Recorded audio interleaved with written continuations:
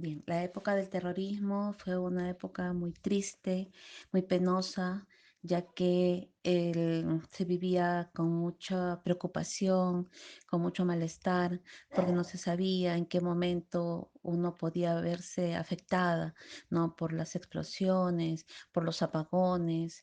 Mi primera experiencia fue justo al retornar a mi casa, luego de mis clases en la universidad cuando me fui a una librería a buscar un libro y lamentablemente en ese momento comenzaron los bombazos y cerraron por un momento la librería. Luego ya nos dejaron salir y al salir de esta pues nos dimos con el humo, ¿no? Con las explosiones, con los ruidos de las metralletas, de los disparos de los policías. Y había mucho temor porque no se sabía inclusive por dónde estaban circulando los carros, ya que todo estaba a oscuras. Fueron muchos años pues de preocupación, fueron muchos años de vivir siempre atemorizados, ¿no? Porque algo pudiera pasarle a un familiar, a una amistad, inclusive a uno mismo, ¿no? Esa es un poco la experiencia que tuve de esa época. Ya. Tiempo de Belaunde empezamos con el terrorismo, y ahí estuvimos, como se me contó que queda, empezaron los terroristas a volar torres, a volar bombardear las comisarías, se nos apagaba la luz, después tuvimos una temporada que los terroristas empezaron frente a mi casa hubo un grupo de terroristas que empezaron a vivir ahí, que nadie se dio cuenta, que cuando los han agarrado, les han encontrado armas, les han encontrado municiones, planos, que ellos venían de atentar en varias comisarías y se escaparon, porque cuando llegó la policía, que avisaron a la policía, se escaparon, se fueron, no lo lograron agarrar. Y de ahí hemos tenido problemas porque la policía nos cerró toda la cuadra, nos han estado siguiendo, nos visitaban de noche, entraban a las casas la policía a ver quiénes vivían ahí o si nosotros teníamos algo, alguien escondido, pero después, hasta un tiempo así, hasta que ya se cansaron, dejaron de ir, ya no iban a revisar, porque revisaban en las madrugadas, entraban a las casas a revisar, nos sorprendían, ya, hasta que dejaron de revisar las casas pensando de que había terroristas ahí. Después pasó un tiempo y ya dejaron quedó en nada, quedó eso en nada ahí. Después hemos tenido problemas con el presidente García, que no teníamos para vivir, no había agua, no había luz, no había víveres, había que hacer cola para comprar un cuarto de azúcar, un cuarto de arroz, un tarro de leche, 3, 4 horas para hacer colas en esos tiempos con el presidente García, que no había, la situación se puso cada vez más difícil. Para ahí. Yo soy de Adripina Pedraza Martínez. Mi edad 52 años tengo. Mi esposo igualito 52 años tiene. En esa temporada somos. En la tarde, noche. Hemos escapado noche. Nos han atracado los soldados, casi 70, 80 soldados nos han subido al Cotarma. Como hay dos caminos, por este lado, por este lado venía. Estábamos, una fiesta estaba. En la plaza estábamos bastante la gente. Ahí ha sonado abajo de la carretera. Todos esos son nenamitas, no sé qué cosa, esos sodorios hemos escuchado. De ahí han aparecido soldados, noche. De ahí estábamos ya durmiendo en el campo, abajo de los árboles, abajo de las piedritas, así. Dormíamos, ahí noche nomás veníamos a nuestra casa. Mi esposo me dice, tengo hambre, diciendo, me dice.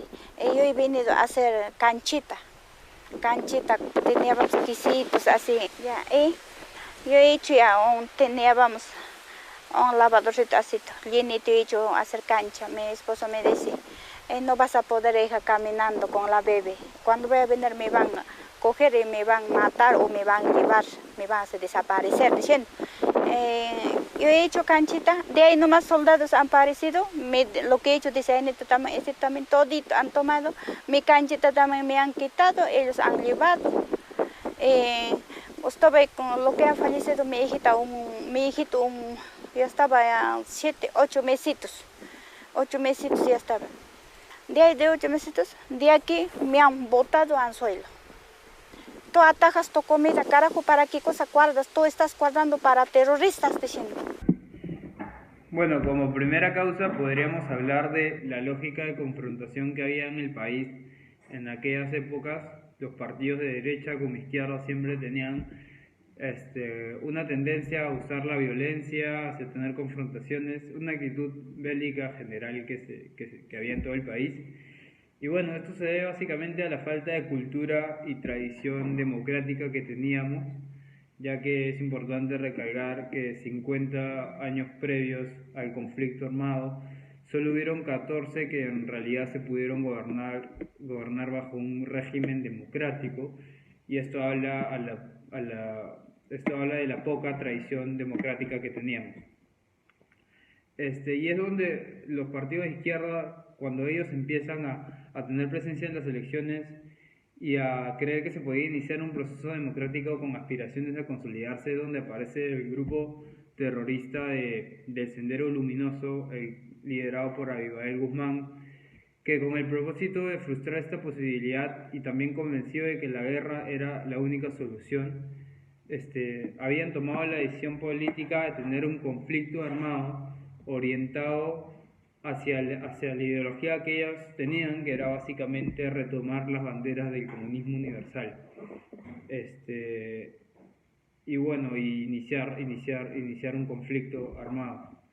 Como segunda causa tendríamos la ausencia del Estado en las zonas rurales, en las zonas más pobres del país. La discriminación, el racismo, la exclusión social que había era bastante importante, sobre todo hacia las personas de la sierra, las cuales se vieron negadas a derechos como la educación por parte del Estado, y los cuales se veían frustrados ya que no tenían ninguna oportunidad de desarrollo personal. Es ahí donde Sendero Luminoso aparece y decide, mediante profesores los cuales iban a ser las únicas fuentes de información para aquellos jóvenes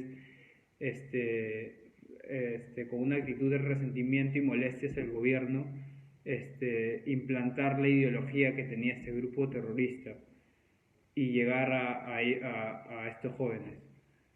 Bueno, y como conclusiones de por qué creemos que pasaron cosas así de terribles en el Perú, la primera es debido a la falta de presencia que tuvo el Estado en las zonas más pobres del país.